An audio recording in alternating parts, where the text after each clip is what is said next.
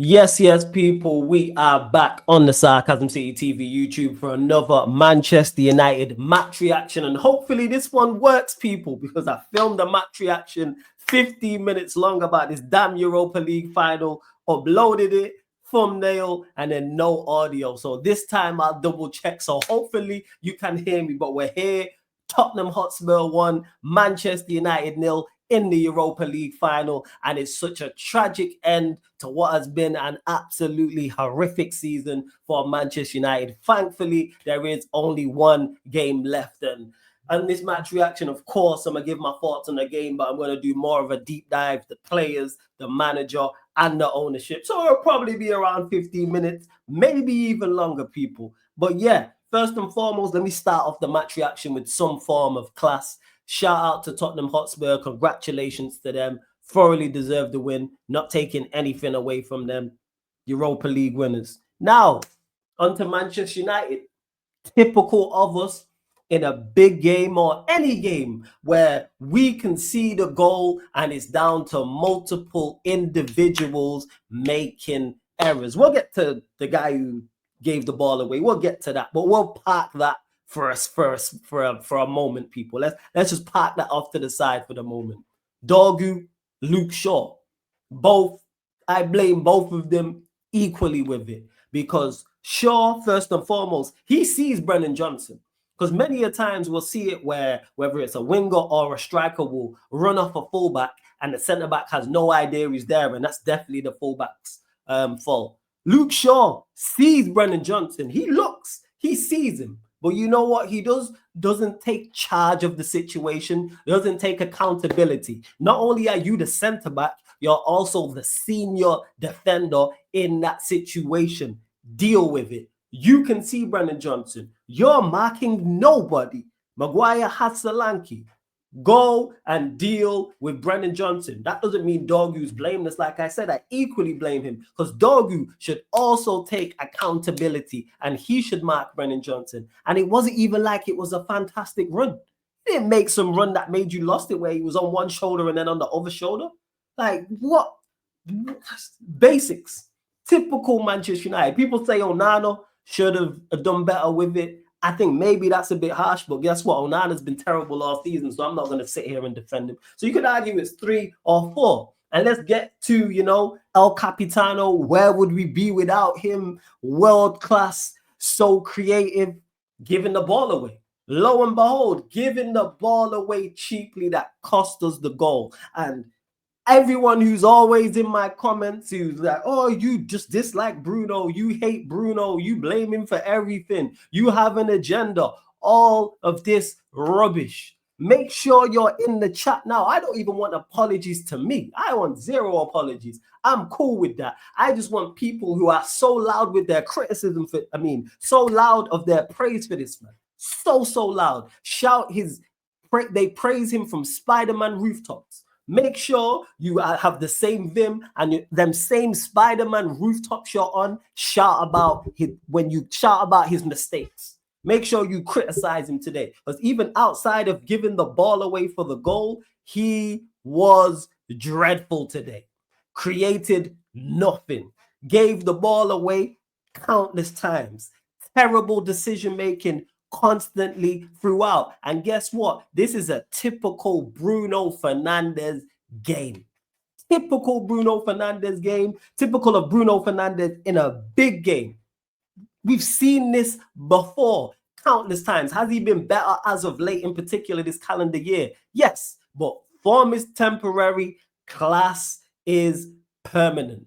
And we know exactly what Bruno Fernandes is. We've seen him here in a European final before. The Europa League final against Villarreal. He was just as poor. So he was poor against Villarreal in the final we lost years ago, and he was poor in this final. Bruno Fernandes in a big game again. Make sure you're all singing from the same hymn sheet like a choir, like it's Sister Act from them Spider-Man rooftops today. Make sure. What did your mouth say? Talk now. You lot talk now. Because when he plays poor, quiet. Crickets. Tumbleweed. So make sure you lot are as heavy criticism, because he was dreadful today. So that's 3 or 4 mistakes for the goal. And the thing is, Spurs weren't great today, and Spurs are not a great side, but yet they still beat us and were the better side and deserved it. When they had one shot on target, and we lost the final because we just offered nothing going forward, zero going forward. Our match winners that I spoke about beforehand in regards to why I thought we would win the game, it's dreadful. Just didn't do enough. We had the Garnacho shot, which was a good strike, but you would expect the keeper to save. The Shaw header, again, good header, but you would expect the keeper to save. The Højlund one, the Van de Ven acrobatic clearance off the line. And that was pretty much it. Oh, yeah, the Bruno header as well. How could I forget? The Bruno diving header also, where he could have took a touch.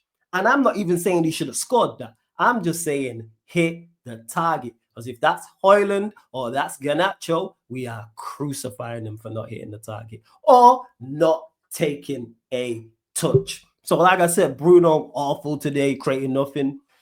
In regards to the attack, Højlund ran around, did nothing. Mount ran around, did nothing. Ahmad, bright, the only bright spark in the first half. Second half, poor, did nothing. Casemiro, because of the role he was playing, couldn't really get forward, but just did typical Casemiro things.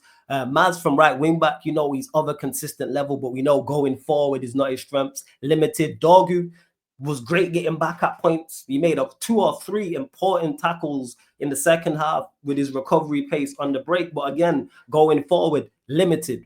Luke Shaw, still relying on Luke Shaw and Harry Maguire in 2025 is why we are in the situation where, and even though I think Maguire was terrible today, he was just Harry Maguire. Luke Shaw already mentioned how he was poor for the goal. Euro was actually decent, to be honest. And Onana didn't really have much to do because they only had one shot on target. So he didn't really have to make any saves. We played out from the back stupidly at times, but that's from instruction from this manager, which I'll get to in a second. The sub Xerxes actually played well when he got on. Why he only came on 70 minutes, I have no idea.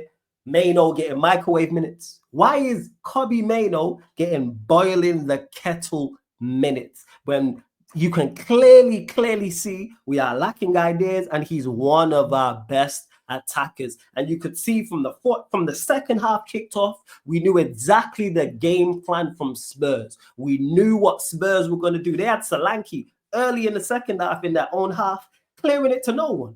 So we're not doing any defending, so we need better players who are creative on the pitch. You got Maino on the bench, who got boiling the kettle minutes. Ericsson, who got 0 minutes. Try different things, and this falls at the feet of the manager.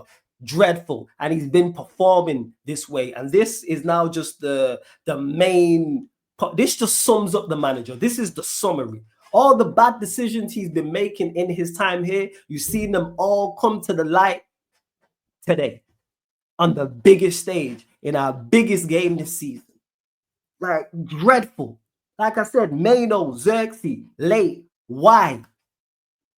Højlund starting the game. Why? Maz at wingback. Why? Mount, cool. I have no issue with him actually starting. But when it's not working, why does it take you 70 minutes to realize, hey, this is not working. Let me change this. Switch things up quicker. He put Garnacho at left wing back when he brought on Maino. Why not put Garnacho at wing back earlier, whether it's left wing back or right wing back? Experiment. Managers just been falling and failing at every hurdle. And there's just no defense of it whatsoever. And the same way these players are dreadful, he is dreadful as well. And don't get misunderstood. You've also got the board as well. What did my guy Kaneki say? Incompetent nitwits enjoying our suffering.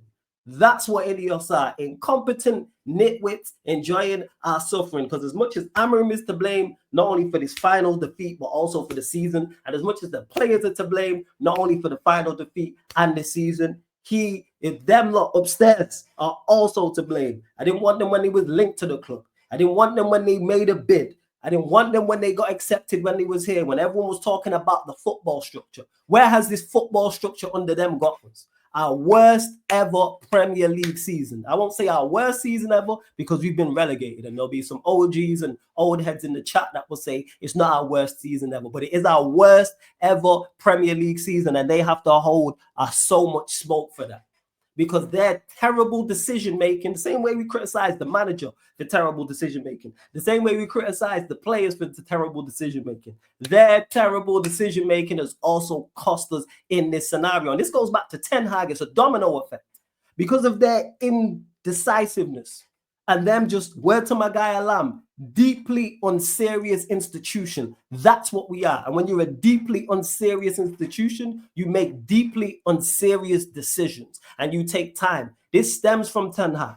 This stems all the way from that. Because the problem they inherited, we now have that same problem. Now it's like a cycle. You know, like in Power, where you have the kid killing off the dad. We've seen it countless times in Power.